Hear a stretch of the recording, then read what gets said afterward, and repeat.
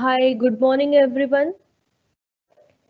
Myself Pallavi from NovelVista, and I'm your moderator and host for this webinar today. I welcome all participants who have joined us for this webinar, which is the second webinar for our project management series webinar, which is all about on overview of schedule and cost management. I hope I'm audible enough. Yes, Pallavi, I can hear you. Great. So moving ahead, I would like to introduce NovelVista. We are one of the largest training organization with huge portfolio of 2000 plus courses and team of 300 plus trainers who are associated with us. And it's been a third month where we are engaging this knowledge sharing activities. Webinar is one of those. And it's pleasure to have everyone as a part of attendee over here on second webinar for this project management series. So I would like to introduce our energetic and young speaker, Mr. Hiresh Ponikar. Hiresh is PMP certified project manager and expertise in facet of product and encompassing product strategy, product vision, product roadmaps, channel enablement, balancing these pursuits with technology topics and channeling it further from business case to business model. He has been instrumental in shepherding current program automation strategy, resulting to capacity expansion and quarter-limping operation from cloud infrastructure topics at Volkswagen IT Services.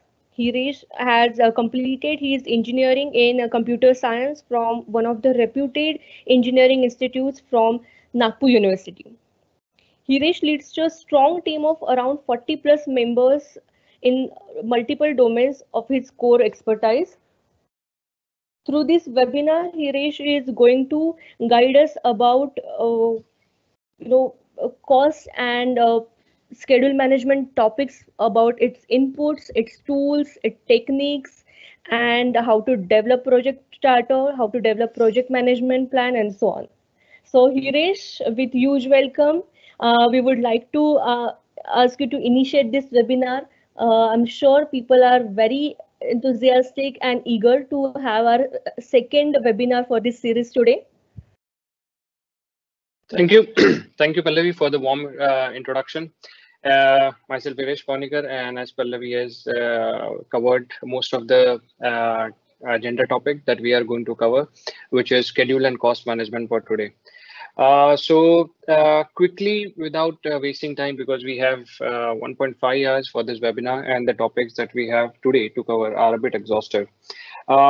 But before moving ahead, I would like to welcome all the participants who are new to this series, and I would like to especially thank for the participants who have been attending this webinar right from the start. Okay, so moving to it, so today's topic of discussion and an overview would be schedule and cost management from the PMP perspective. I would like to do a quick agenda and expectation settings before we move forward. Plus, I would like to give credits to the study material that I have been taking references in order to present this webinar to all of you.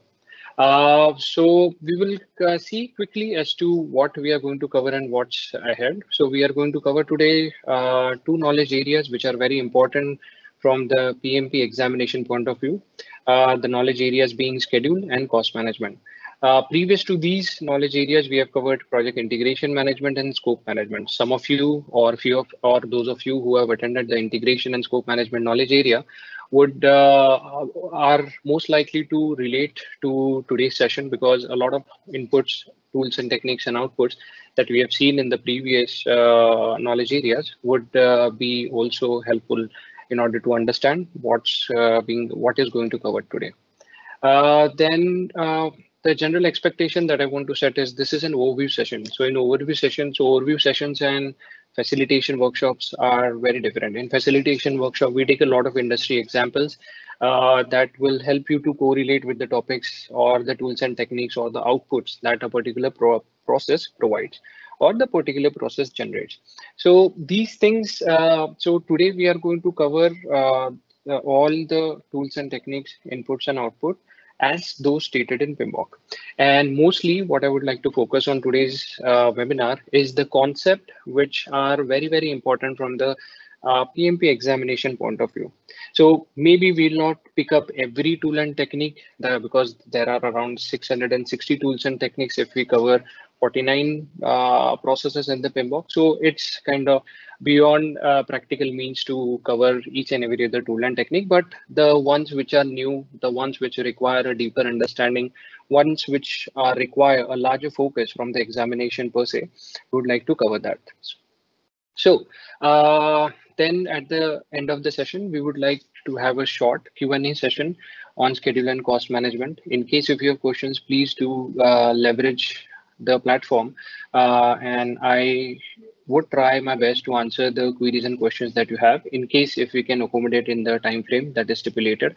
But in case if you have some doubts regarding any process, any input tool and technique as to how it converges, how it is getting weaned across the multiple knowledge areas that we have, you're free to get in touch with NovelVista or myself on LinkedIn platform. Okay, thank you. And let's start with our first knowledge area that we want to cover today is project schedule management. So in project schedule management, you see that this knowledge area has around 5 processes in the planning process group and 1 process in the monitoring and controlling process group. So speaking about schedule, I think we all have been at a phase. I hope that most of the participants who are attending this webinar are project lead or they are already project managers handling their individual project. So we all have come across a situation where we were asked to present a project management plan, and we kind of showed a Gantt chart or a bar chart which shows actual milestones, actual phases with all the dates. So that is not a project management plan. It's actually a schedule which we kind of showcase to whosoever was asking it. So that is the importance of schedule management. So we have to understand how to create a schedule. So in that, we would cover today the first process, which is plan schedule management, which would give us the output of schedule management plan. We will see while we define a schedule, we have to always understand that the schedule would be influenced with respect to the activities that we define. Because if you have 100 activities, so these 100 activities, you have to kind of put it in the right sequence in order to create a time frame of, let's say, 90 days or 120 days, right? So we will also see in the third process how to sequence those with respect to time duration, how to sequence those with respect to logical end and start date. So all of those early start, early finish concepts, we would like to cover in sequence activities process.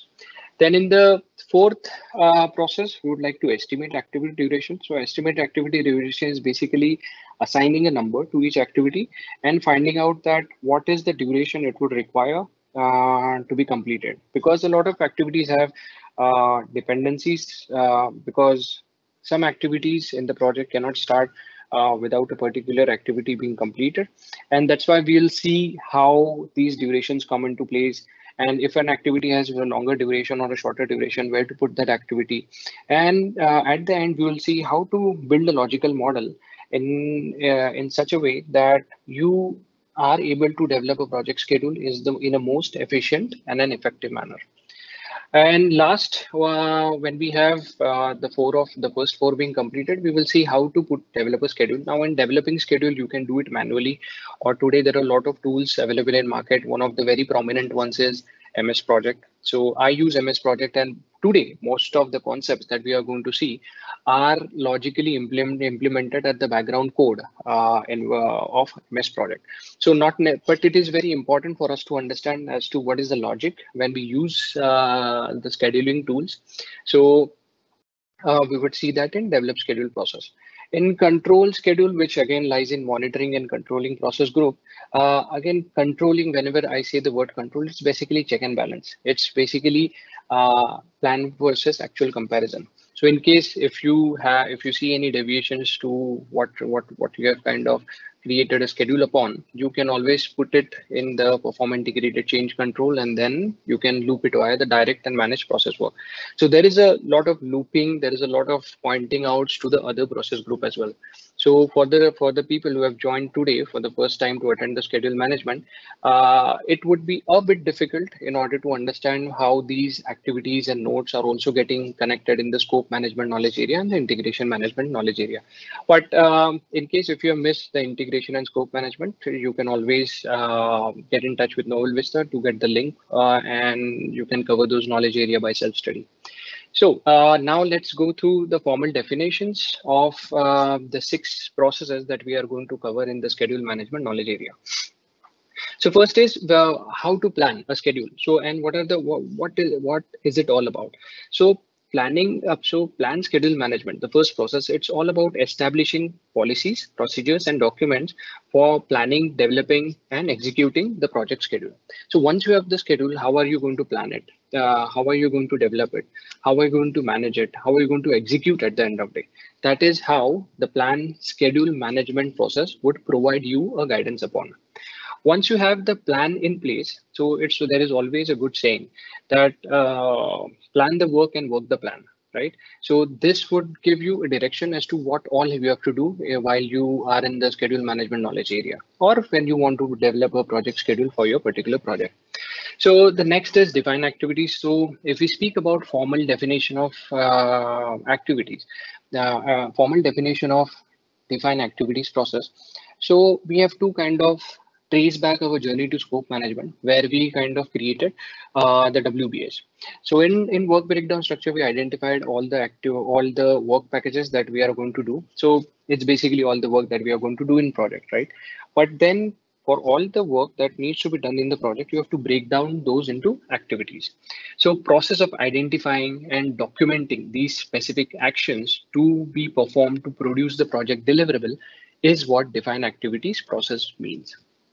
Once you have kind of defined activities, it means that you have a list of activities which you know that you have to do in your project. So then you have to put a logical sequence to these activities. And how are you going to put a logical sequence? By identifying relationship between these activities. So of course, let's take an example that you have to paint a wall, right? So to paint a wall, you have to first understand how much area is to be painted in the wall. Depending upon that area, you would then try to identify, okay, then how many liters of paint do I require to procure from the market in order to paint this? So all of that sequencing we would see in the sequence activities process. Fourth is estimate activity. So the formal definition of estimate activity duration is basically the process of estimating the number of work periods needed to complete individual activities. And then we develop schedules. So once we have 1, 2, 3, 4, so we will kind of analyze activity sequence, the duration, the resource requirement, because resource requirement also a key factor. If you have more number of resources for a particular scope of work, then it is kind of obvious that you will finish that particular project in a lesser duration of time. But if you have limited number of resources for a particular scope of work, then then you would require more time in order, or a particular period of time in which the project would start and it would end. So this is all that we are going to cover in the schedule management knowledge area. Let's go it process by process. So first process, plan schedule management, as I stated in the last webinar, that any process which starts with plan is going to end up with a knowledge area plan. So what I mean to say is when you are learning about plan schedule management, the first output that you can expect is a schedule management plan. So while planning a schedule, it's very logical now you trace back our journey from integration and scope management. In the first process that we saw in the integration, I'll just go back to a slide. So the first process that we have seen is develop project charter. So you'll get the output of this process, or for that particular matter, the project charter inputs in the schedule management knowledge area. And of course, the other management plans would be an input to this particular process. The enterprise organizational factors and organization process asset remain to be the common inputs for this process. For the tools and techniques, we have seen what expert judgment means, what data analysis means, and what meetings mean. So we are not going to delve much discuss today about these tools and techniques. And of course, what you get in the first process is a schedule management plan. Now, what all is the composition of schedule management plan. So in the next slide, we'll speak about those. So a schedule management plan, according to the PMBOK as it is stated, it should consist of your project schedule model development. So model development is basically your scheduling model that you use. So you might use a Gantt chart. It is the most common form of model that is used in any industry because it gives a very simplistic representation of your start dates, of your milestones, of your phases, and your end dates. Level of accuracy. So when you create a project schedule, you will also state the level of accuracy that you have detailed it out. Not necessarily all of this has to be followed by with respect to what you're doing as a project manager in your current organization, but this is what is there in PMBOK, and these are the very key and essential components of the schedule management plan. Then you would also list down the units of measure. Of course, so whenever you create a plan, you would list down whether it is based on calendar weeks, whether it is based on monthly, or whether it is based on quarterly time periods. Your organization procedure links, yeah, it's basically the WBS, the work breakdown structure, which is getting linked to your control accounts. Then on the fifth and sixth part, you kind of state in the core point in the schedule management plan would be to list down as to what would be your reporting formats, what is the format and the frequency of the reports that you're going to use, and schedule maintenance models. Once you have kind of showed the schedule, you have the schedule baseline, it is agreed by everyone.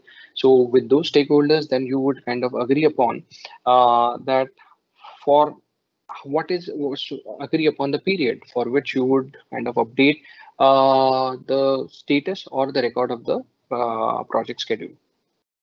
So this is what schedule management plan is for. We have 10 management plans with reference to those 10 knowledge areas, and these are very important from the examination point of view. So I would urge all of you to take little time and read out the PMBOK in order to understand them in more details.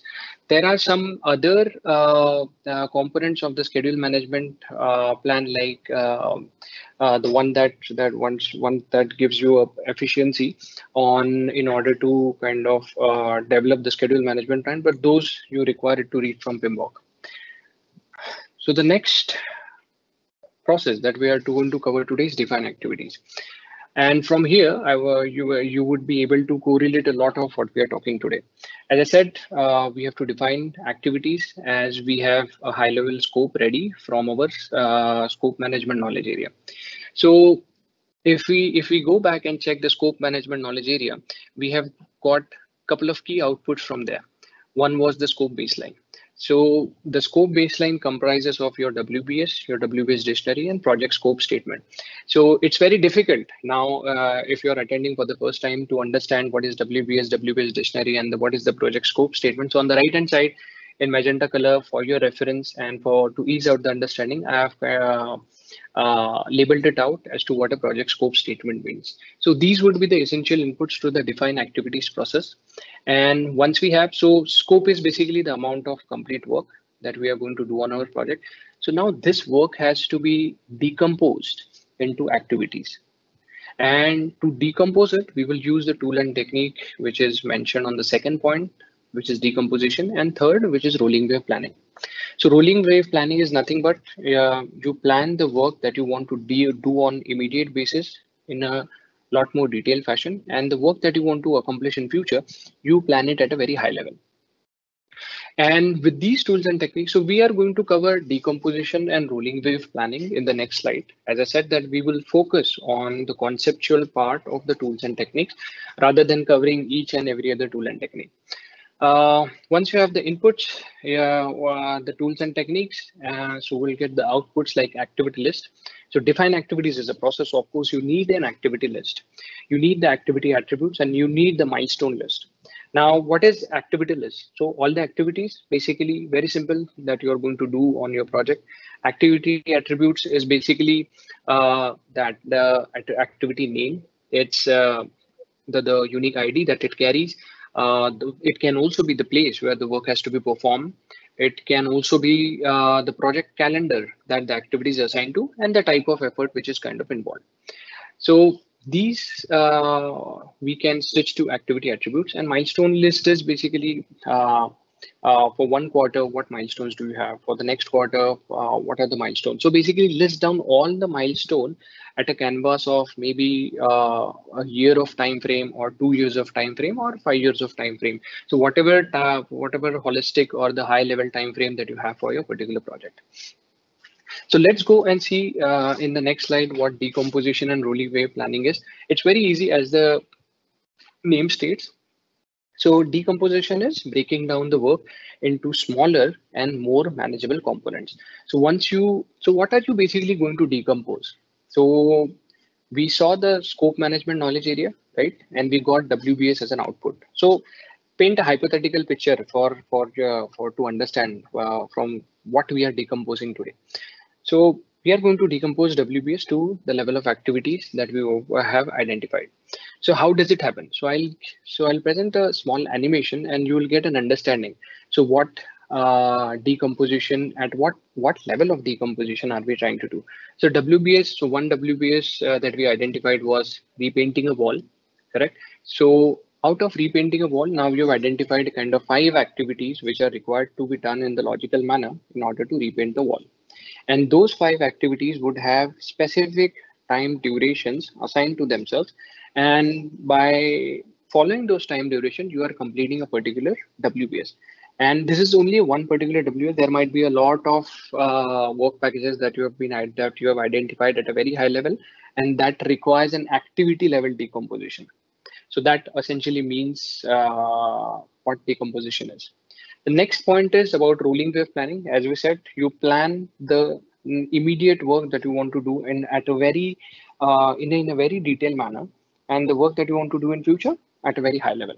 So let's see. So again, repainting a wall, you measure the surface area and select and buy and paint. So while measuring the surface area, what all do you require? So for measuring a surface area, whatever list of activities are required, I'll just decompose or try to identify more information about those. Whereas in select and buy paint, I will do at a later point in time when I have kind of measured the area for the wall that I have to paint. So this is basically rolling wave planning. So for example, if you take the sample of your project, so for the next quarter, you plan all the detailed things that you want to do. Like you might have customer deliveries which are required in a particular quarter. You might have customer deliveries or the particular module of the software that you want to create in the next quarter. So yeah, plan the immediate ones in a finer detail and leave the next ones at a very high level. That's what rolling wave planning tools and technique means. Okay, going forward, now that we have kind of now that we have identified, yep, now that we have identified activity list, now it's time that you have to put a sequence to those activity list. Okay, so we'll see what is there in the sequence activities process for the schedule management knowledge area. So in the sequence activities, look at the tools and techniques as an input. Sorry, look at the inputs of this process. So whatever output that you have got from the last process, most of them would be fetched as an input to this process as well. So in the project documents, if you see your activity attributes that you got from the define activities process, your activity list and your milestones are the key outputs that you have got from define activities process, and they're serving as an input to this process. Okay, and of course, the first part, the project management plan and the subsidiary plans like the schedule and the scope management plan would also be a part of sequence, would act as an input to sequence activities. And the enterprise environmental factor and organization process asset remain a common input to this process. Going on the right hand side, what are the tools and activities, tools and techniques that the sequence activities process has? One is precedence diagramming method. Second is dependency determination. So I will quickly, so I'll give you a glimpse of what dependency determination means. There are various types of dependencies. Some are mandatory, some are discretionary, some are internal dependencies, some are external. Internal is basically the dependencies that you have from your organization per se. External dependencies could be the regulatory norms, the enterprise environmental factors, some key essential factors from your customer part. So those can act as an external dependencies. And of course, discretionary and mandatory, as the name goes, it's kind of self-understood. I would like to touch base upon precedence diagramming method as a tool and technique because this is something that you do not hear on day-to-day basis. I would also like to touch base upon the lead and lag tool and technique in a more finer detail because again, it's very uncommon that we use these things on day-to-day basis. But first, before if we even we move to understand the concept of these tool and technique, we would quickly see what is the output. So the output of this project that we have not touched base upon is the project schedule network diagram. So I'll showcase a glimpse of what a project schedule network diagram is, why is it essential to have it, and but what we should understood at this point in time is that you can get a project schedule network diagram easily created in MS Project tool, or for that matter, there are a lot of workflow tools in the market or business operation tools that are available in market, which are at ready disposal and are quite competent in order to create this schedule network diagrams. But as I said, understanding the logic is very important, or the math which goes behind the scene is also very important. So let's go forward and check the precedence diagramming method first. So precedence diagramming method. So there are four type of relations, logical relationship between any activity. Uh, so first type of relationship is finish to start. If you see on the upper deck of the diagram that is presented in front of you, activity A and activity B have a finish to start relationship. Now, what is this finish to start relationship? It is very simple. It means that a successor activity, which is B, cannot start until predecessor activity, which is A, has finished. Simple, very, very simple. First, understand these small parts. I would, at this point in time, you may feel that what's going on, but all of these nodes would be logically connected as we move forward towards schedule network diagram. Then at the middle section of the diagram, you see activity A and activity B. It has start to start relationship, which means the successor activity cannot start until a predecessor activity has started. Similarly, at the lower end, you see start to finish. It means the successor activity cannot finish until a predecessor activity has started. For example, new accounts payable systems like SuccessFactor has to start before the old accounts payable systems can be shut down. Very simple, right? So so when you create a schedule network diagram, all such annotations would be represented in that particular diagram, and you need to understand that.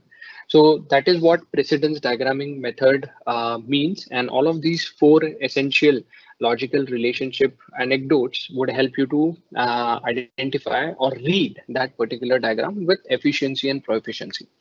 Now, on the right hand side, let's understand what is the lead, what is a lead and a lag indicator.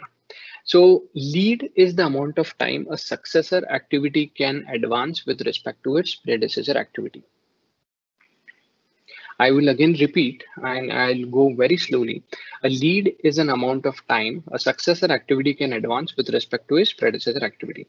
For example, if you see on the diagram which is presented in front of you, uh, on a project to construct a new office building, the landscape could be started 2 weeks prior to scheduled punch list completion.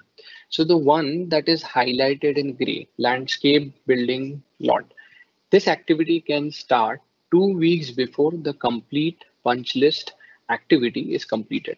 So FS plus 2 weeks is kind of a leading factor. Then on the right hand side, if you see the write draft and edit draft, I'll speak a bit about lag now. So lag is an amount of time successor activity will be delayed with respect to its predecessor activity. Okay, so it means that the technical, so let's say if you have a technical writing team, so they may begin editing the draft of a larger document 15 days after they begin writing it. Okay, I know that following this is a bit difficult, but I would say have a generic understanding built up via this session, and then refine your understanding by googling this concept or by referencing a PMBOK. But for that matter, somehow you are able to understand what is FS, what is SS, what is SF, and what are lead and lag indicators. Okay, so I think that much is sufficient for an overview session. So no need to worry about. for the next diagram that we are going to see. So this is the output that we set as a project schedule network diagram. So a project schedule network diagram is a graphical representation of the logical relationships, also referred as dependencies among the project schedule activities. If you see this figure, what it illustrates is a relationship between activity H and activity I. The nomenclature that is used is SS plus 10. So that is start to start plus 10 days. So with the combination that we have understood in the last, that is precedence diagramming method, we should be able to now read it. If you are not able to read it, so don't be bothered about. Read this concept and then try to follow this output slowly as and when you understand the concept of precedence diagramming method and lead and lag. But I would strongly urge you, because making you understand this would also mean that we consume another 15 to 20 minutes. And as I said that we have to cover two knowledge areas today. But as you know now, what is a project schedule network diagram? Go ahead, read this relationship, try to understand each and every other logical node. And then I think at the end, when you understand it, it would make logical sense. Okay, now let's move to our next process that we have. So right now, what we have covered is we have created a schedule management plan. We have identified activities. With reference to the activities identified, we have built a logical sequence to them. Now, the next thing that we are going to do is estimate the activity duration. Whenever you see this word estimation in any of the process, it basically means that four important tools and techniques are coming into play. So first is analogous. Now focus on the tools and techniques part. So analogous estimation, parametric estimation, 3-point estimation, and bottom-up estimation. So I am going to explain you this concept as to what these estimation techniques are. Because as a project manager in your project, you might have come across a scenario where you were asked to give an estimate for a particular quarter or a particular year. If you have started from the very scratch of the project, I think that you would have been involved in kind of drawing a complete resource estimate. And on basis of that resource estimate, you were asked to develop a schedule as to how you would service the customer requirement. So we will touch base upon the conceptual part of these estimation techniques. But estimate activity duration. Let's quickly reference. Let's quickly look at what are the key inputs to this process. See the project documents at point number 2. All the outputs of the first 3 processes that we have covered are acting as an input to this estimate activity duration. Because with reference to those activities, you are going to create an aggregation and you are going to come up with a particular duration in which the project can be completed. The duration can be 12 months, 18 months, or 24 months, correct? But what is going to be a key influential factor while you chart out this duration is how much time your activities are consuming, how much time your activities are consuming. And depending upon those consumption and summation, you are going to derive a particular end date to your project. So common inputs, project management plan, which comprises of schedule management plan, your scope baseline, project documents, all the inputs of the previous processes that we have seen. And some of the common inputs that we always see is enterprise environmental factors and organization process assets. I am saying always that we have these as common, but when you read PMBOK, there are a lot of uncommons that you are going to witness. When you read enterprise environment factors, there is a lot of detailed information as to what kind of factors are going to influence this particular process. So read that out and do a self-study on these common inputs as well. It would be very helpful to frame out a logic for yourself from the examination point of view. Okay, now we have seen the inputs, what could be the essential inputs for estimated activity duration process.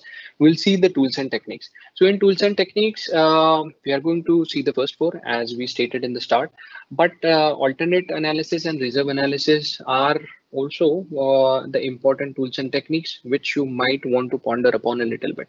So alternate analysis is basically the analysis that you do to compare various levels of resource capability or skills. Then reserve analysis is basically you identify the contingency and the management reserves. So contingency reserves, I will say the known unknowns and management reserves is the unknown unknowns. So known unknowns are basically the risk that can crop up when you create when you start your project. So a resource leaving out or resource resigning is a basic contingency that you have to factor in, right? Because that is a known unknown, and unknown unknowns is basically you have not seen or not heard of, like the pandemic situation that we are into, right? It's a complete unknown unknown. So that is what reserve analysis means, that you secure some kind of contingency reserve and management reserves whenever you are planning whenever you are estimating your activity durations. Okay, so so we have spoken about inputs, we spoke about tools and techniques, and now we have to see the outputs of this process. So of course, when you estimate something, you should have a basis of estimate. So basis of estimate would primarily mean your assumptions, your constraints that you have made, or your level of confidence as well when you show it to your customers or internal stakeholder. Now, duration estimates is basically the number of time frames that you have calculated. So those would comprise of duration of estimate. But please read it in PMBOK so that you understand with examples as to what it means. Uh, as we said that we now want to focus upon the estimation techniques. So let's go forward. Okay, so I have also pointed out as to what duration estimate means. So a quick example, that 15% probability of exceeding 3 weeks. That is 85% that activity would take less than 3 weeks of time. So that is what a duration estimate is, that you provide a customer about this, you speak about the probability of a particular event. And that is where he gets an initial understanding that how it can vary and fluctuate, and what are those parameters on which it can vary and fluctuate. Okay, so going to the next part is the estimation techniques. As we speak, that these estimation techniques are very common across the knowledge areas where you require estimation as a work that needs to be done. So analogous estimation is when you look at the activities from your previous project. Parametric estimation is basically when you use your database, your Excel sheet. So as project managers and some of you might be involved in identifying the working hours that we have on a per day basis, then identifying the complete work and doing a lot of Excel calculations. So that is what parametric estimation is. So 3-point estimate is basically when you take the most likely scenario, the optimistic scenario, and the pessimist scenario, and you kind of and you apply a law and you apply a formula to it. So we are going to see today what 3-point estimate is. So what I have been always doing is I do a parametric estimation. So you do a lot of database and Excel calculations, derive I would say the first calculations that come out of your experience is what the parametric estimation is, and it would be a very nice idea to suffice that calculation with 3-point estimate. Not suffice. Integrate that calculation with via 3-point estimate technique. So let's understand what is a 3-point estimate technique. It is also called as PERT, so program evaluation review technique. Three major influential factors when you are in this process are optimistic estimates, most likely estimates, and a pessimistic estimate. So what are these optimistic estimates, most likely estimates, and pessimistic estimate? I would quickly show you as to what the formula is. So expected duration is equal to optimistic duration plus 4 into most likely duration plus pessimist duration by 6. As I spoke, you can use the most likely duration to calculate the most likely duration. You can use your parametric estimation. That would be your first estimation as a project manager that you calculate. But then, as I said, then you kind of integrate that estimation with the program evaluation review technique. So let's read the exercise so that you understand. And by this is also a classic examination question that you get. So you can expect at least 3 or 4 questions on this particular evaluation technique. So let's read it. The project manager uses the data from the previous project to come up with an estimation for an upcoming software system replacement project. She feels confident about 25 days duration. Okay. Now, what could 25 duration? So she's confident about this 25 days duration time, right? But also noted that adding an extra resource could bring up the schedule down to 10 days. I would say this is much on the optimistic side. She feels that if she adds some additional resources, the schedule would be down to 10 days. The test team, which is a third party, feels that the complexity of completely new feature would add additional test cases and additional days of 40. So in this case, I would say the optimistic duration that they are calculating is 10 days. The most likely duration that the lady project manager felt was 25 days. And the pessimist duration that the project team identified, or the pessimist case that the project team identified, is 40 days. Now, if you put these three things and apply that formula which is presented to you, you would get an expected duration of 25 days. So to complete that particular project, you would require 25 days. Now, how this plays into real world? Of course, this is a lot much theoretical. So I would give you my experience while I estimated a lot of projects or the project schedule. So as I said, I will use the Excel sheet, and with reference, so we all have particular standard templates in our organization that we use or which are provided to us by our senior stakeholders. So you use your experience to create a best case judgment at the first time, right? When you have that ready, now treat that estimation as your optimistic duration. Okay, sorry, most likely duration. Then you kind of then you use the optimistic duration in which you say that, okay, I would be also able to do that in much lesser time. And then you also add a pessimistic flavor to all the calculations you're doing. Once you have these three values, apply that formula. I would say the best case scenario, or the best, it would be the most likely time frame that you would be required to complete the project. Or I would say that that would be the best estimate in which you would be able to deliver the project, or commit to the customer that this is the time frame which would be most likely incurred to complete this much volume of work. So try this out, read it a lot. It's very easy to see from the formula perspective. But also remember that if you're preparing for the PMP examination, you can easily get such kind of questions in your examinations for sure. Okay, so we have seen now four processes where we said for where we covered the first as schedule management, we covered the second process as define activities, where we covered the third process as sequence activities, we covered the fourth as estimate activity duration, and now we are on the fifth process, which is in the planning process group. Now I'm kind of reiterating this because you have to also have a logical link as to what we have covered, because all the outputs of these processes that we are covering are serving as an input to the next process, like the develop schedule one. If you see the project documents, you see all the outputs that were created by the last process. What I want you to focus upon over here is two essential factors. When you develop your schedule, it is very important that you also factor in your resource calendars and resource requirement. So what are resource calendar and resource requirement? So of course, the resource calendar is availability of resources that you have in the organization. Your resource calendar could also comprise of the resource skill set.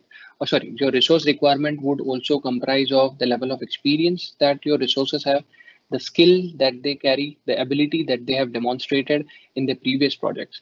Your project team assignment is where you have your physical or virtual resources being assigned. So we will cover the project team assignments, resource calendars, resource requirement in the project resource management knowledge areas. But you can easily see as to how the knowledge areas which we are going to cover next, also their input is factored in the develop schedule process. And some of the common inputs is agreement. Yes, when you develop your schedule, you have made some high level agreements while you were developing our first process, which is develop project charter. You have made a lot of high level agreements over there because your senior stakeholders, they engaged with your customers and they had a lot of discussions. Maybe it's verbal, written. So those are secured and locked in your agreements. So it would be a nice time to have those agreements in front while you develop your schedule, because the customer has already stated that I want the project to be completed in the FY. at the end of 2021. So that would be a high level agreement. Now, how you do it is something that there are a lot of tools and techniques which you can use, and that is what we are going to see in this process.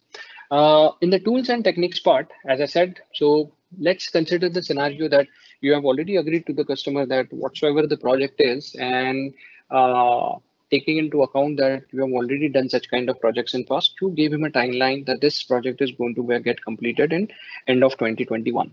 So now you have a lot of tools and techniques which you can apply in order to fit it or force fit it. Okay, that there can be two angles to it. So how and what techniques can you apply is what we will see in once we cover the outputs as well about this process. So the essential tool and technique, we have seen the schedule network analysis in the previous process. I will explain you what critical path method is, how it is calculated, because now we have been talking about estimating duration, estimating activity, finding out activities. So now how are we going to put it in place? Is there some mathematical logic that we can apply to be rest assured that whatever we are planning is also realistic? Okay, so these tools and techniques are going to help us with those with drafting those realistic estimates. So one such is critical path method. Resource optimization is basically resource leveling. About you can read about resource leveling in PMBOK. Lead and lag we have already covered. Schedule compression techniques, which is fast tracking, we will see in the next slides. Project information management system is nothing but MS Project tool, for example, or for that matter, any other organizational tool that you have as a standard to create your project schedule. And agile release planning. This we will not cover. You can because it calls for a lengthy discussion. You can read it more from PMBOK. On the right hand side, you have your schedule baseline. Schedule baseline is nothing but the first approved version of your project, of your time-based project schedule. Any changes to the schedule baseline would require a formal change control procedure to be initiated.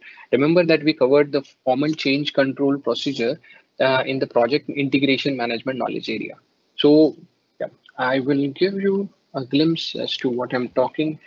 Yeah, quickly we will get back because it's very important that you understand this. Over here, what we are talking about is yeah. If you see in the integration management, you have the formal perform integrated change control process. So develop schedule on the fifth point, lower deck of my slide, will give you a schedule baseline, as I stated a moment before. Now, any changes to the schedule baseline, you would go into the integration management knowledge area. You would submit your change. That change would be reviewed, approved or deferred. And as an output, if it is approved, it will go in first point, that is direct manage and manage project work. So this is how the integration management knowledge area acts like a thread which weaves across all the knowledge areas that we have in PMP. So just wanted to give you a glimpse of that. Over this, yeah. Okay, so we have seen what is the schedule baseline, and as I said, it's an approved version, and any changes to it calls for a formal change control procedure to be applied. We have the project schedule, which is nothing but a Gantt chart representation, a bar chart representation that you already have done in your Excel sheets. Schedule data. Schedule data, I mean, we should not read much into schedule data. It's basically the data for the project schedule model, which is responsible for collection of information for describing and controlling the schedule. But I think from conceptual point of view, there is nothing that is not more that we can delve deep into it. Project calendars, we just spoke that there is a calendar which assigns the resources on a particular date. So which resources do you have available on what date is something that the project calendar would have information about. So let's move to the conceptual part. As we stated that we will see schedule compression techniques now. So as I stated that with your agreements, you might have the senior stakeholders might have given a commitment to your customers that on basis of our experience, we would complete this project by end of 2021. Correct? So Now you have committed it, and then you have to meet it as well, right? You have to stand tall on your commitments that you have made. So what could be the techniques, and not necessarily that if they have committed is something that you would also estimate, correct? But in case, let's say if your estimated estimate is slightly more than 2021, so what additional things can you do to bring to keep it in check with your deadline of end of 2021? So there are two techniques. One is fast tracking and other is crashing. Be rest assured that there would be a question in your examination on fast tracking and crashing. So let's understand the normal concept. In the normal scenario, you would have like 3 weeks in order to complete. So 3 weeks is your schedule at this point in time. If you want to fast track it, what you're doing is that the activities that you plan to do on day 6 and day 7 is something that you're overlapping with 4 and 5. So there is a lot of overlapping and parallel activities that you are trying to do when you apply fast tracking as a method. But the problem with this application is that it calls for a lot of risk. If you're doing two things in parallel, maybe the output is not conforming to the requirement that you have. Maybe, I'm saying maybe, not necessarily, maybe you will also succeed by doing two parallel things at one time. And in crashing, what you are essentially doing is you are putting a lot of resource for that particular week in order to get that activity completed. So in the first week itself, instead of the normal scenario where we have one resource, you are putting two resources into action.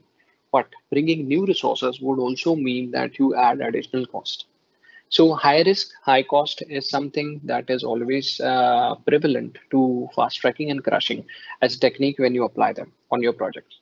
So I have picked up this tool and technique because it's conceptual and a lot of questions are also asked in your examination concerning those. So read about these techniques. I've just given you a glimpse as to what they are from the high level conceptual viewpoint, but you should practice more questions on these when you are reading the PMBOK and also referencing an examination guide. So moving forward, we will take example of critical path.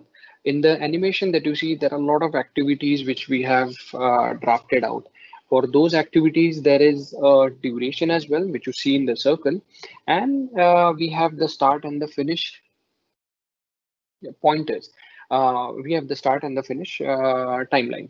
So if you transfer, so how to find the critical path and what is a critical path? First, let's understand the definition that critical path is the longest duration a path of longest duration. I'll again reiterate, a critical path is the path on project with longest duration. Now, what does that mean? So when you find out a path with longest duration on your project, that is what the shortest duration of your project schedule is.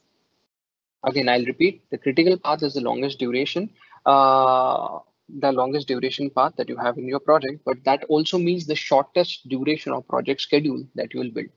I hope that with this repetition, you are slightly, you're able to gauge what I'm trying to say about this. But I think your understanding would also can be more concrete once we move forward as to how we find a critical path.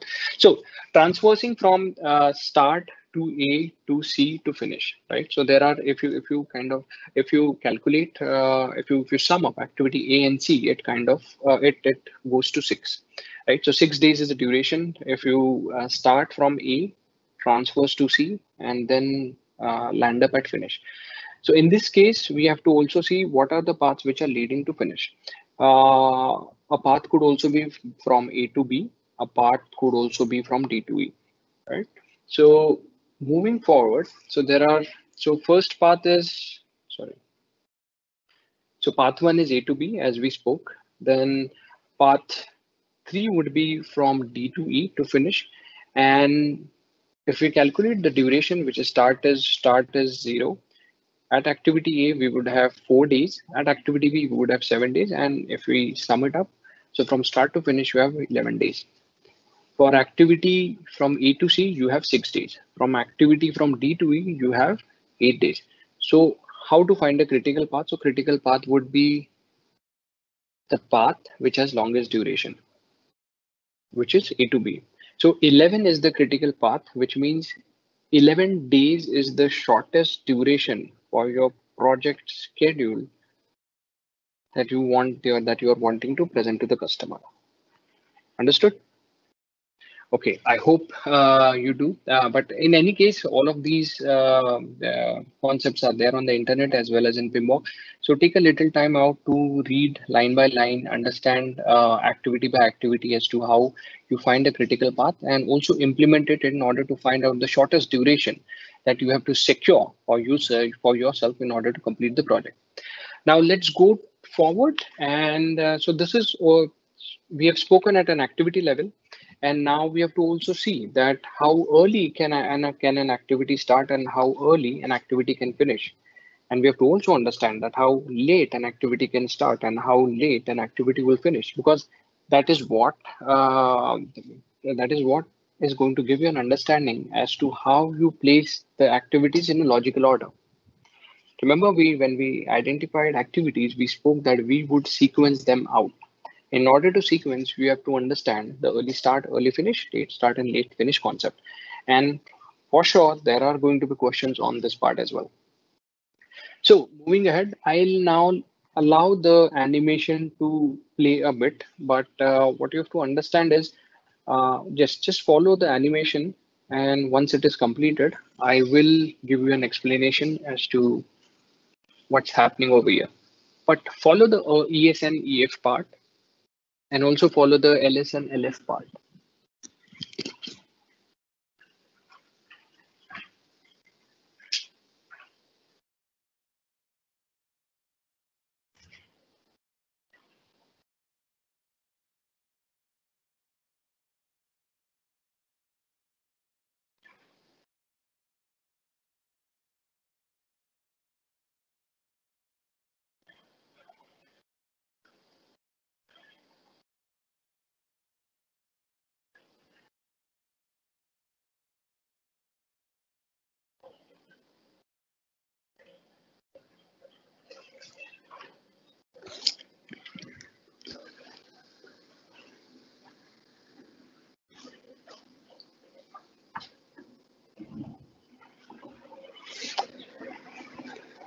So if you see, a lot of numbers are getting displayed, a lot of numbers are getting calculated. So those are, so we have it on activity D, and activity D, LS and LF is also calculated. So let's start from activity A. I went on mute for you to have your time with yourself in order to understand what's happening with this diagram that we have represented. Okay. So for activity A, let's start with finding the early start. So of course, early start for activity A would be 1. So if you want to figure out what is the early finish for activity A, is this that in the forward pass, you have to calculate 1 plus 6 minus 1 is 6. So for activity A, the early start is 1 and early finish is 6. Now we will not touch about late start and late finish. We will first complete the cycle of early start and early finish, and then we will touch base upon what is late start and late finish. So if we move forward to activity B, now at the early finish for activity A is 6. So that becomes 6 plus 1 is the early start for activity B. So that's why you see early start as 7. In order to calculate early finish for activity B, that you would then add up 7 plus 5 minus 1 equal to 11. So early finish is 11 days. In this fashion, so this is a simple formula which you are going to circumvent through all the activities that you have on your project. So coming back to this, so you see now why we have kind of listed down those blocks on the rightmost corners and the leftmost corners. Coming back to this, in case if you want to have the late start for an activity to be calculated, so late start formula is you take the late start. So late start on activity C is 12. Now, how are we going to calculate 12 is what I'm going to make you understand is that 18, which is late finish of activity C, minus 7. 7 is the duration for activity C. So overall duration that is going to require for activity C, plus 1, that is 12. And this concept is going to go on rotating basis. So there is a forward pass that is going to happen, and there is also a backward pass. So read about forward pass and backward pass in PMBOK or on the internet and understand what this, how can you calculate the early start, early finish, late start, and late finish. So trying to give you an overview as to how complicated questions could be when you. So this is just a simple mathematics that we have done. There could be questions on how to do a forward pass. There could be a question on how to do a backward pass, and there is a lot of logic which you have to apply in order to calculate these duration concerning a particular activity. So I hope that you are able to understand the logic. It's very easy when you're doing the forward pass. Incremented by +1, when you are doing the reverse pass, decremented by a -1 value. You can easily choose this as a slide when we end this session up, and try to spend a little time with this, ponder upon, contemplate it, comprehend it as to what is happening, and then you should be able to understand. But I think from the last slide and this slide, you should be able to comprehend what's ongoing. Let's move forward because it's already 12. It's 1 hour past we started, and we have to also cover the cost management part as well. So in control schedule, so we'll just quickly see what control schedule means. Control schedule is in monitoring and control process group. So that means you do a plan versus an actual comparison, and in this comparison, any gaps, inconsistencies, issues that you found out, you put it in a formal change control. That is what control schedule would means. That any changes that you want to make to your schedule, move it to integration management knowledge areas, and get it worked out via direct and manage project work process. Okay, so let's see input. So inputs, if you see, there are a lot of inputs with from the processes that we have already covered. Tools and techniques are basically what we have covered in the past. We have covered critical path method. We we have also touched base upon what is resource leveling concept. We have touched base upon leads and lags, what are lead and lag indicator in a project. And the common thing about the processes which are underlying in monitoring and control process group are that they have work performance data as an input, because a lot of data has been worked upon. Now you want to translate that into work performance information. So in the output of control schedule, you are seeing work performance information as one of the key outputs. And of course, change request, as I said, that you will make a change request over here, whether it is approved, rejected, or deferred, is something that the PICC, perform integrated change control process, in the integration management knowledge area would suggest you upon. Okay, so I will say that since this is a plan versus actual comparison, so there is not much conceptual thing apart from submitting a change request and getting it worked out via integration management knowledge area.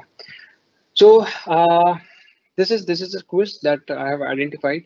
So calculate the early start, early finish, and early finish of activity F and late start of activity F. So in case if you are able to calculate it with reference to what we have spoken, then I would say the answer is C, which is 53, and B, which is 49. But please have this video referred. Go back with what we have covered in the critical path. Go back and understand how to calculate early start, early finish. Build up your logic and then try to solve such kind of. Then again try to solve it. But anyways, I have for your reference, I have marked the answers. See if you can build a logic and derive the right answers when you do a self-study about this concept. So now we will say that we have completed the schedule management knowledge area. Just an overview.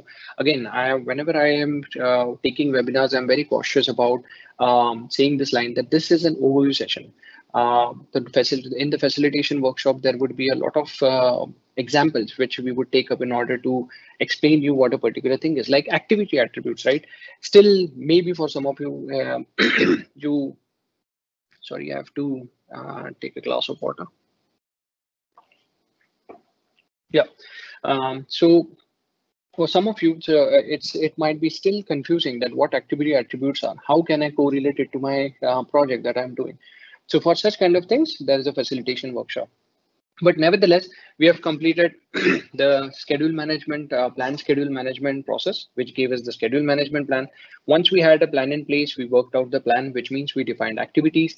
Once we defined activities, we got an activity list, we got activity attributes, we got a milestone list.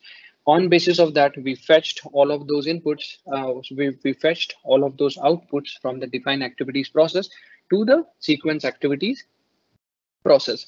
In the sequence activities, we found out logical relationship between the list of activities that we have identified, and we saw a lot of outputs that were concerning sequence activities process. Once we built a sequence, we estimated the activity durations, and once we did an activity duration, we developed a schedule which gave us a graphical representation of what would be the start and what would be the end date. And of course, while we do all of this, there would be a point where we see that what we have planned is not getting worked out, and that is where the control schedule process of monitoring and controlling process group would come into play. Okay, so now let's move to cost management part. That is the second phase of our webinar. In the cost management part, there are four primary processes. In cost management, something which we have already covered is the estimations. If you remember, we completed as analogous estimation, bottom-up estimation, parametric estimation, three-point estimation techniques. So those are relevant in the schedule management knowledge area as well, and those would also be relevant in the cost management knowledge area. So we will stumble upon it on the second process, which is estimate cost. Remember, I said in the first part of our webinar that whenever a word estimation comes, these four tools and techniques are for sure going to be there.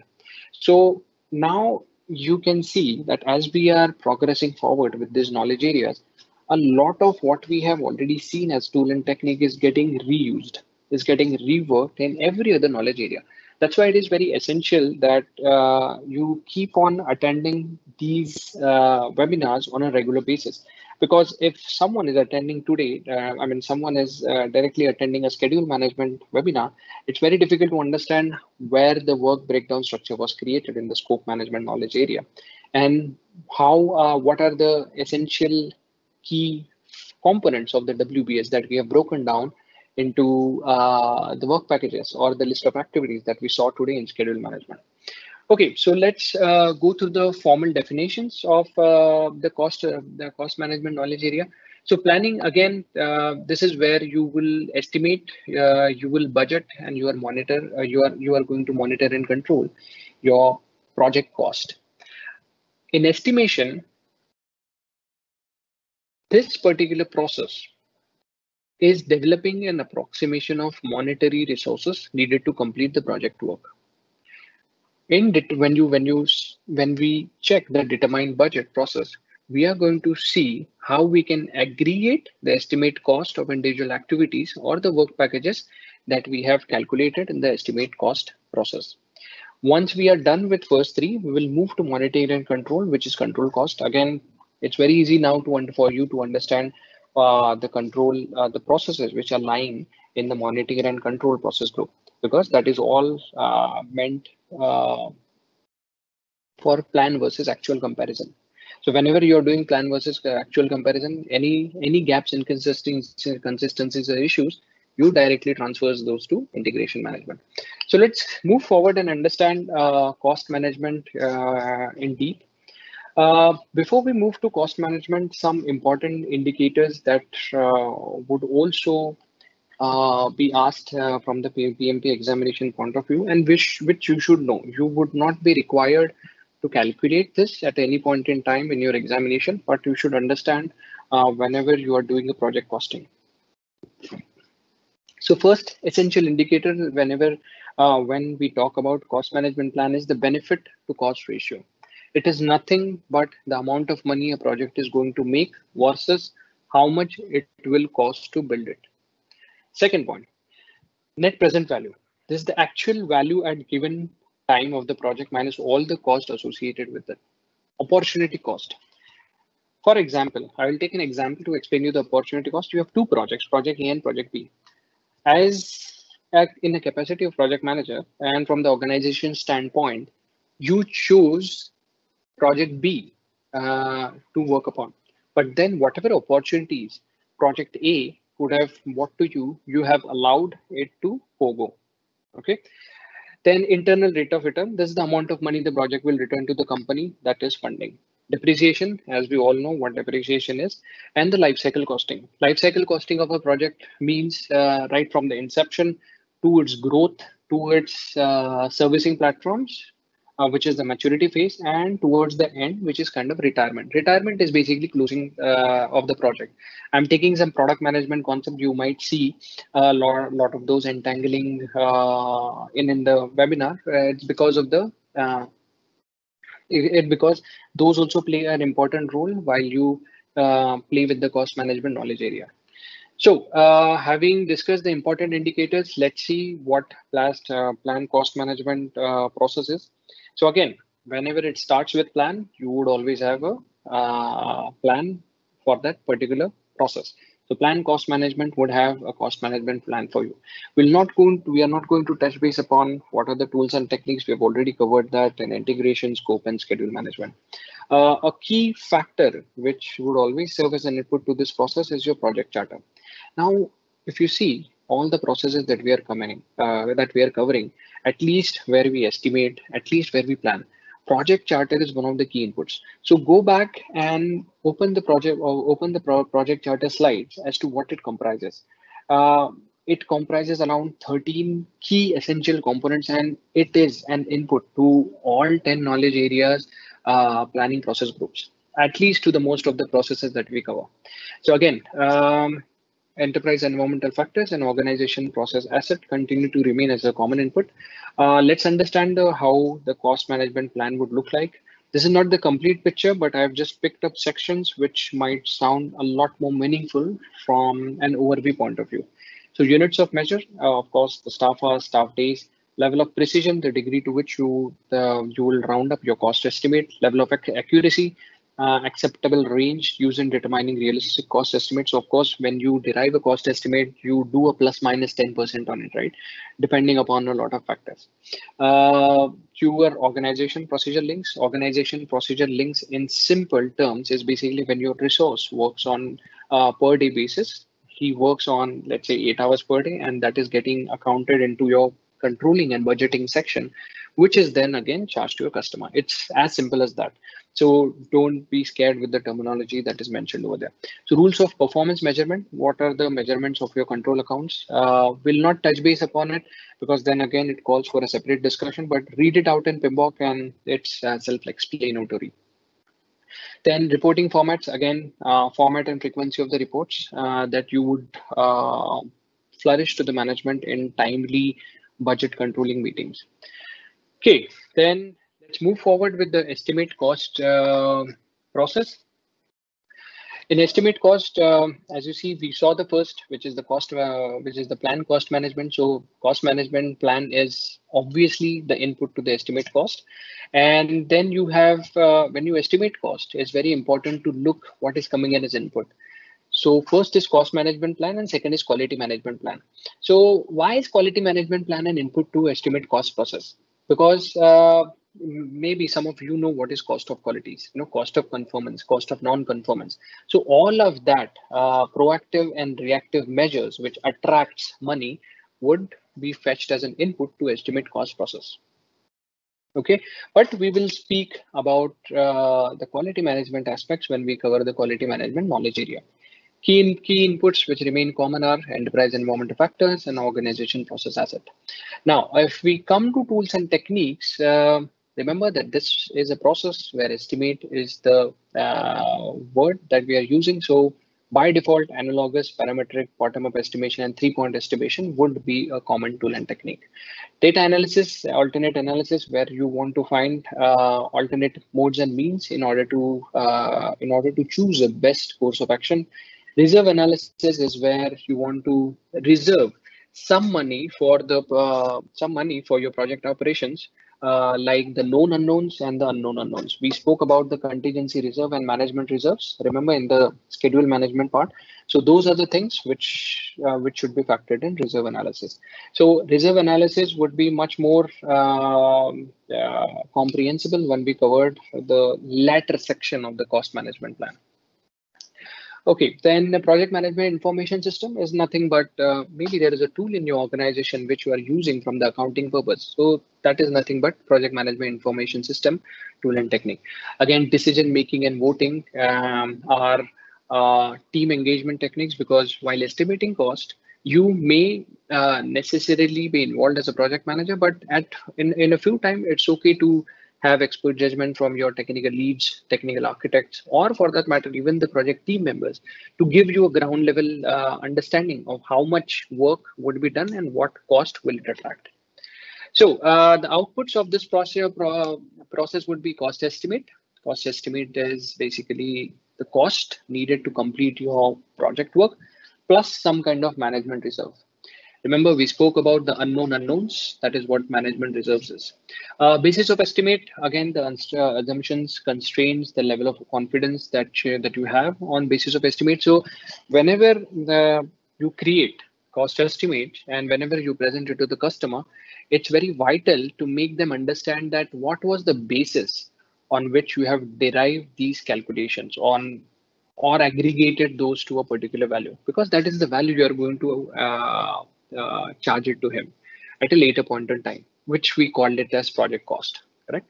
And of course, you would end up updating a lot of documents, because whatever your lessons learned are with respect to this process, you are going to document those in lessons learned register, and also risk register you'll update because you are factoring the cost of quality, you're factoring reserve analysis as a tool and technique. Okay. So moving ahead, let's understand the determining budget process, which is the next in place. In estimate cost, what we have done is we have approximated the cost which we think would be required to complete this particular project. Now we have done approximation for a lot of things. We have done approximation for resources, which are human resources. We have done approximation for physical resources, which is the hardware or the tools that you would require in construction projects, or for that matter, any other project. Right. So we have estimated those in estimate cost process. Now, this approximation has to be aggregated. So it's basically summing up all the costs that you have identified individually. So this summation means that you determine a particular budget for your project. And once you determine the, hold on a second, please. Yeah. Once you determine this budget, you will get an output as cost baseline, because that is the approved version of your cost of your complete project cost approved by your key stakeholders. Second is your project funding requirements. We will see what project funding requirement is. And the third output that you are going to end up is having to update a lot of documents like your cost estimate, your project schedule, and your risk register. Now, in the tools and techniques, we'll see. We have already seen expert judgment. We'll see how we can aggregate cost, what cost aggregation is, what is historical information overview. We'll also see what is funding limit reconciliation and financing. Okay, in the inputs, I'm covering it in a reverse direction so that you understand what this process essentially creates as an output, and then tools and techniques, and then inputs. Inputs would be a lot of outputs that we have produced in the plan cost management process and the estimate cost process. Okay. And remember, while determining budgets, you have to also focus upon the agreements parts. Remember the high-level agreements that we have made in the project charter, the business case that we have used as an input to project charter, and also the benefit management plan, because these are the key customer requirements once you determine your project. Never leave them out of your planning. Never leave them out of your planning process group while you create your project cost. Okay, so moving ahead. No, first of all, before moving ahead, I would like to give you example of what cost aggregation is. So the tool is cost as cost aggregation. So you take your activity estimates and roll them up into control accounts, which is nothing but your controlling department. That makes it easy for them to charge back to the customer with respect to the amount of efforts that have been passed. Data analysis is nothing but reserves analysis. We spoke about contingency and management reserves that we want to secure in the project budget that we are going to frame out. Expert judgment, we have spoken, so we don't need to again rethink on that part or revisit that part, sorry. Funding limit reconciliation. So since the tool that is mentioned over here is very important. The reason is you use this tool since most of the people work in companies aren't willing to throw unlimited amount of money on the project, right? And you need to be sure that you can do the project within the amount that your company is willing to spend. If you blow your limit, you need to replan or go to your sponsor to figure out what to do. It could be that the scope changes if necessary or funding limit needs to be increased. So funding limit reconciliation is where you, for example, where you see a trend in which you identify that the amount of money that is reserved for the project is not going to be sufficient. So there is an extension which you require, and for that you have to use this funding limit reconciliation tool and technique. Financing is basically is where you keep the financing option. So who's the sponsor, who's going to fund your project? So of course, in the normal day-to-day IT operations project, is basically the customer who is financing our project, or it could be a value addition project. So basically your organization would also like to finance some part of the project by themselves, like licensing. So licenses could be something that your organization already has in bulk and it plans to use those for the project that you are going to undertake. uh, it's a typical trend that whatever, except for the resource part, whatever is required for the project is charged directly to the customer. But it can vary from organization to organization and from industry to industry. Okay, moving ahead, in the cost management knowledge area, this is what we have discussed about. So what is a project budget? So if you see the first column on the left-hand side, it consists of your management reserves, the unknown unknowns, plus your cost baseline, and then your control account, your contingency reserves, your work package cost estimate, and the activity contingency reserves and the activity cost estimate. Read about all of these terminologies to an extent, because it is not feasible for us to cover each of them. But I would say in PMBOK, it is descriptively mentioned as to how these are coming into play when you are learning about cost management knowledge area. Uh, we would move to the next slides and come back again in order to understand what this EV, AC, ETC that you see on the lower section of the slide stands for. So calculating cost insights. This I have written in text because somewhere at some point in time, the reception might not be clear. So I don't want to lose the track. I don't want to lose the track. Sorry, there is some disruption in my voice. Okay, now it's clear. So I don't want you to lose the track of what I'm saying. So budget at completion. So first part is we will see budget at completion is the total budget that you have for the project. This is the first number you think when you work on your project, is the total budget that you have for the project and how much you have planned to spend on your project. Now, in order to calculate the planned value, and whatever we are covering from here onwards is where a lot of numerical questions you will stumble upon in the examination. So I would say you have to focus more on this part because these questions are, if you understand the logic and if you are well versed with it, it is very easy to derive a concrete answer. So in order to calculate the planned value, you need to multiply your budget at completion into planned percent complete. So what is planned percent complete? For example, if you if the schedule says that your team should have 300 hours of work so far and they will work upon 1,000 hours on the project, then your planned percent complete is 30%. I hope it's kind of self-explanatory. So in case you want to calculate the planned value, you have to multiply the budget at completion into planned percent complete. So let's say your budget at completion is $200K. So you have to multiply that by 30%, which is the planned percent complete, which your schedule management plan states that in 1 quarter you should be able to complete 30% of it. So that would give you a planned value. Now, planned value and earned value are two different concepts. So focus on the planned value, and let's see in the next slide. how the questions would be asked in the examination. So I would allow you to read the first point, and then we will go to the second and the third point.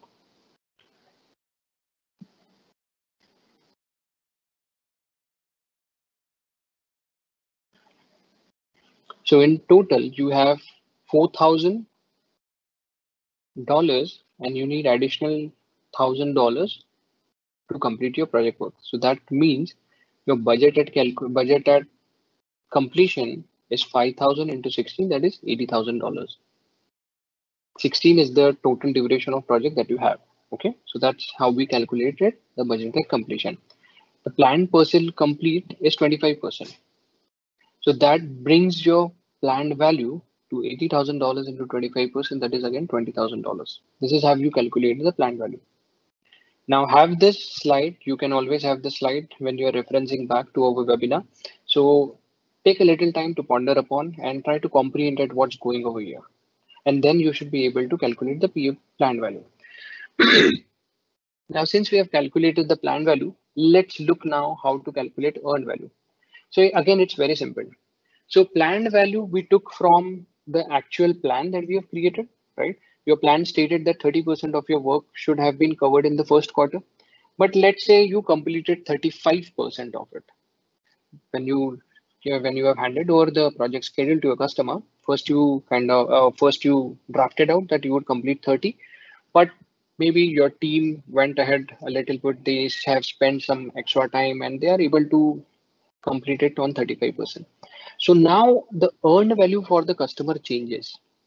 The earned value would be budget at completion multiplied by actual percent complete, and that would give you earned value. So the customer has earned additional value apart from what we have promised him. Correct? You have planned for 30, but you have completed 35. So in terms of in monetary terms, let's say on 30% you have $60,000, but on 35% you have $70,000 of value that you have created. I'm not saying he has earned money, but that is the earned value that he has got by having that project completed from your team. Okay, now how this calculation plays forward. Again, take this slide as a reference. I've written it. I've written some good examples on the right hand side in the section so that you can fall back upon and take meaningful insights when you revisit the webinar. So the next, so now we have learned to calculate the planned value and earned value. What I have done over here is I have mentioned the budget at completion and your planned value. And yeah. So in this section, we have shown you how to calculate the actual percent complete. So when you fall back on these slides, you'll get an understanding how to calculate that. And the last, I have to just keeping the time in check. We have to move towards the last corner. Sorry, the last section. So are you delivering all the value you have planned on delivering? So that is no, because we said that we are going to, so the planned percent complete should have been 30, but the actual percent complete is just 20%, right? So so the planned value, if you see, is $20,000, correct? And the earned value for the customer is $16,000. So it's actually less. Now, how this got calculated, you can do a fallback reference upon. But yeah, I've given you planned value, which is 20. But then if you calculate it, so for the customer, you are actually not delivering the value that he could expect from the project schedule that you have or the cost management plan that you have submitted to him. Okay, so is your project behind or ahead of schedule? So there are calculations. So SPI stands for Schedule Performance Index. So if you want to understand that are you behind the schedule or are you ahead of schedule? So again, there are two factors by which you can calculate that. We have seen how we are able to calculate the earned value and the planned value. So simply divide the earned value by planned value and you would get Schedule Performance Index. Then on the right hand side, I have mentioned schedule variance. Again, it's earned value minus plan value, and that is how you get the schedule variance. So let's take an example. In case your SPI is greater than 1, then what does it mean? So earned value, for example, if you have a particular activity in which your earned value the earned value taken by your team or calculated by your team is kind of 16 and your planned value is 20, right? So of course you are going to get the schedule performance index more than 1. So it says that you are ahead of your schedule. Anything which is less than 1, which it would mean that you are behind the schedule. And in order to calculate this difference, you need the schedule variance formula, which is SV is equal to EV minus PV. So again, yeah, moving forward, please note this formula for the time being. I know it's little hard to pick it up for the first time, but go and read the schedule performance index and the cost performance index formulas in the PMBOK. They are very, very essential. You are going to get a lot of numericals on this. We'll also cover quickly in terms of what is the cost performance index as well. So again, the key question to ask is, are you over budget? So that is what the CPI would give you. If your cost performance index is more than 1, that it means that you are creating a value for the customer. But if it is less than 1, then it means the customer is not getting the value that is promised. So, and in order to calculate this difference, you use the cost variance formula, which is again EV minus actual cost. So there can be planned cost and there can be actual cost. So how to calculate that actual cost is something you would get it up from the slides, because it's very difficult to make to understand this calculation without having the whiteboard and a marker in hand. But I have kind of embedded all the information that you require in order to understand how an SPI is derived, how an SPI is derived, and what are the variance, what is the how do you calculate the schedule variance or the cost variance. And one more important factor is TCPI, so to complete performance index. Now, if you have identified the variance, right?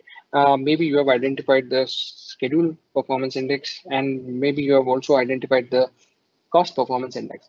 In order for you now to make a course correction, you need to understand at what pace should I work to fix my schedule and at what pace I should spend to keep a tap on my cost performance index so that I complete the project in the given schedule as well as the cost that I've promised to the customer.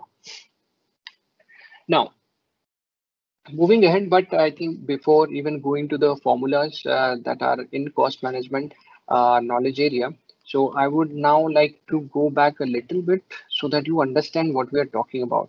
It's very difficult to understand this concept in 1 hour session, but look at the lower bottom. So here, what you have calculated, so planned value is a straight black line, right? And if you go according to plan value, you would complete at BAC. BAC is budget at completion. So this is the primary thing that you identified that, okay, with this much amount of work, I should incur this much, and this would be the cost that I would be charging to the customer.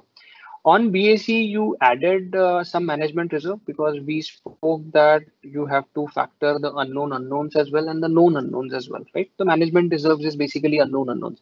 So you calculated that and you framed out a project budget, which is the final thing you have submitted to the customer. Okay, I mean, in this much money, I would be able to do your project.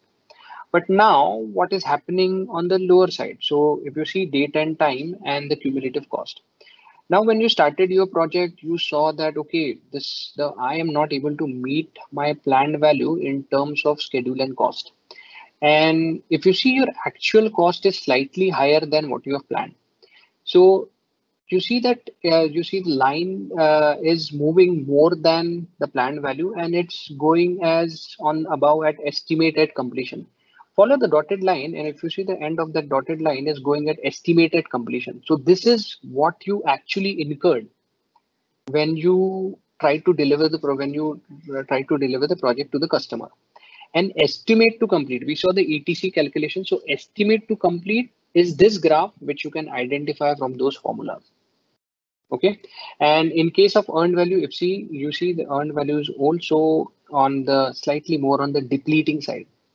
So This is how this is a very conceptual thing that you have to again read the PMBOK for. But once you understand the concept, I think this diagram would give you a logical understanding that how the earned value, how the planned value, how the budget at actual or the estimate at actuals are coming into picture. Now, once you understand this terminology as to what it means in this diagram, it's very easy to apply those formulas.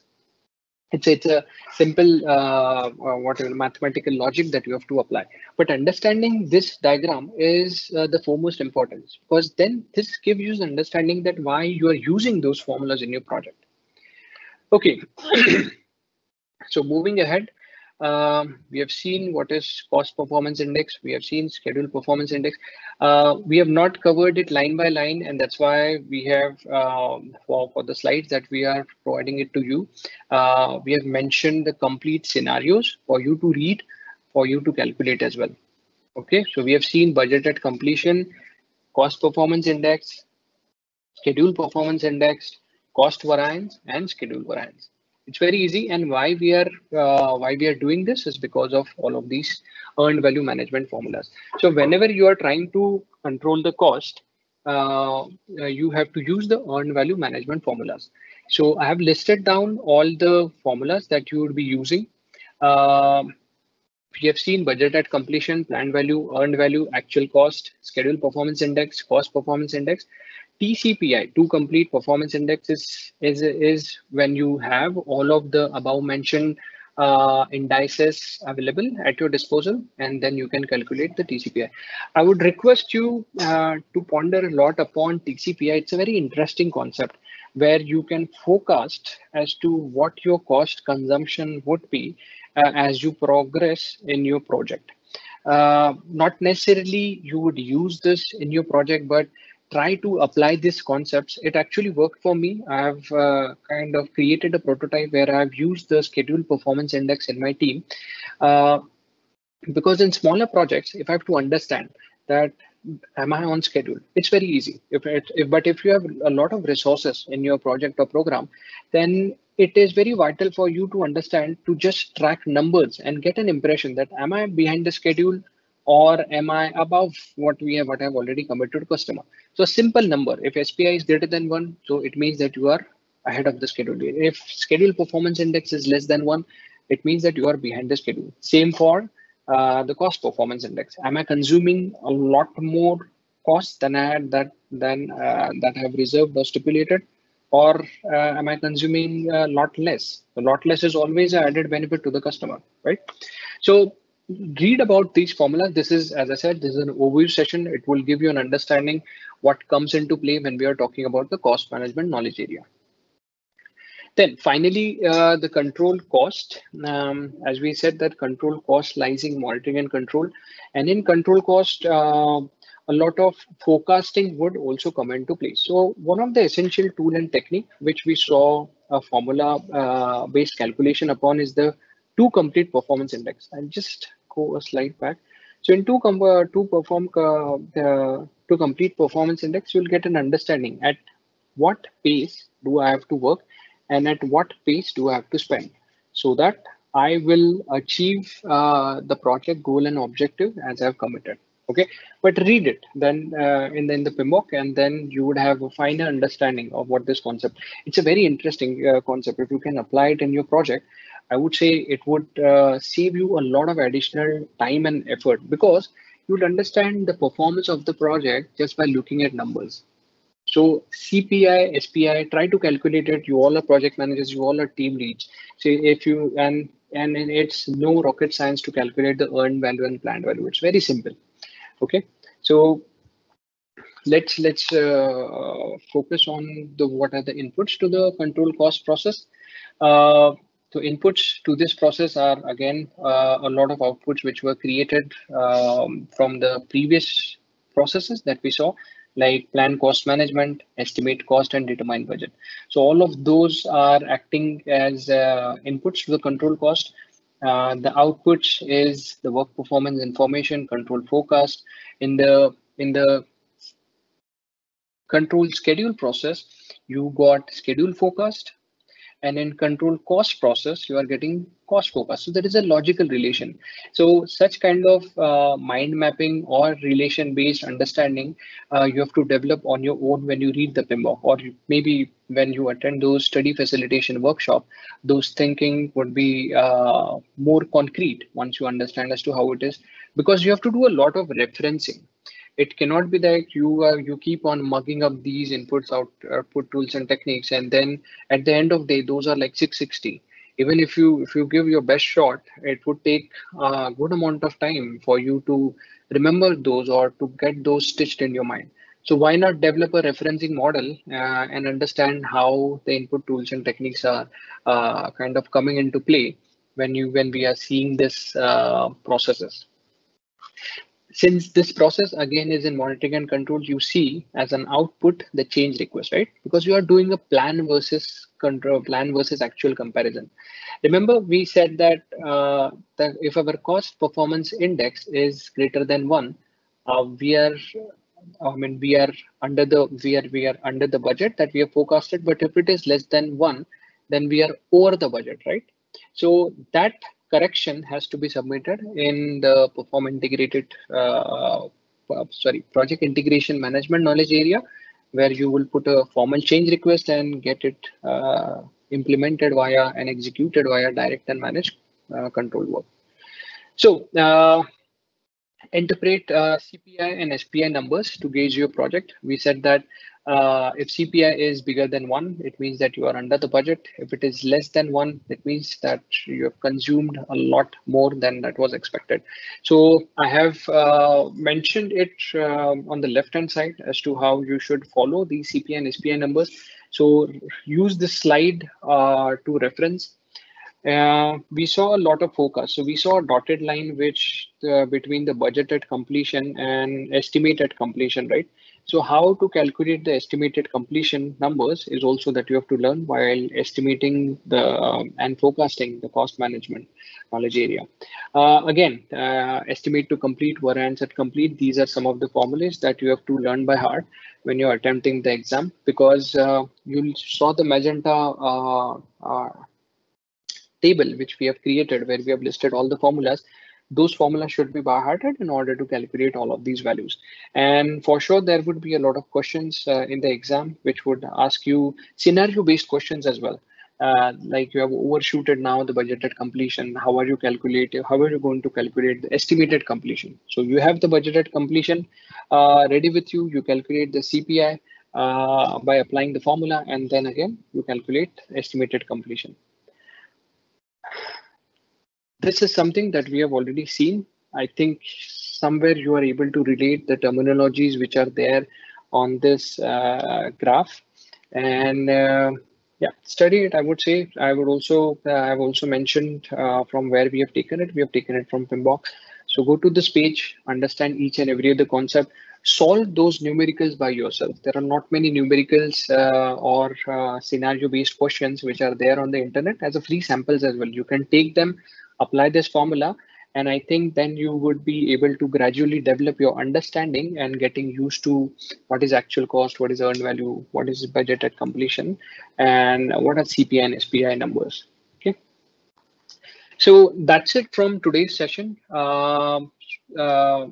I would like to thank all of you for attending it, and also would like to thank NovelVista for giving me an opportunity to speak for the overview session covering the schedule management knowledge area and cost management knowledge area. What I would like to urge the today's audience that I have on this webinar is to take this slides as pointers and explore and excavate or discover the pointers to an extent that you develop a complete understanding about these knowledge areas. It's very difficult, as I said, again, reiterating, very difficult for me and for you as well to put a very concrete understanding just by following the input tools and techniques. It's not possible, I would say, but it is not impossible as well. Again, by saying this, I would like to end up our webinar and would like to open if you have any questions concerning this. Thank you, Pallavi. Thank you, everyone. Thank you so much, Hirish, for delivering this session. I would say it was very much informative, where people could gone through a lot of different formulas, how to use those formulas, how to enter those, and how to use those in actual budgeting for project management. So thanks a lot. I believe everyone have understood this process and will definitely refer it in future as well to understand it in a more better manner. So thanks a lot for delivering this session today. And we are going to have one more session on 14 July. This will be the third session, which will be based on overview of quality and resource management. So people who have not registered yet, please register, which will be delivered on 14 July. So we will be again meeting on 14 July. So thank you so much, Hirish. Thank you, Pallavi. Thank you, all Thank you participants. so much. Yeah, yeah. Thank you. Bye. Bye.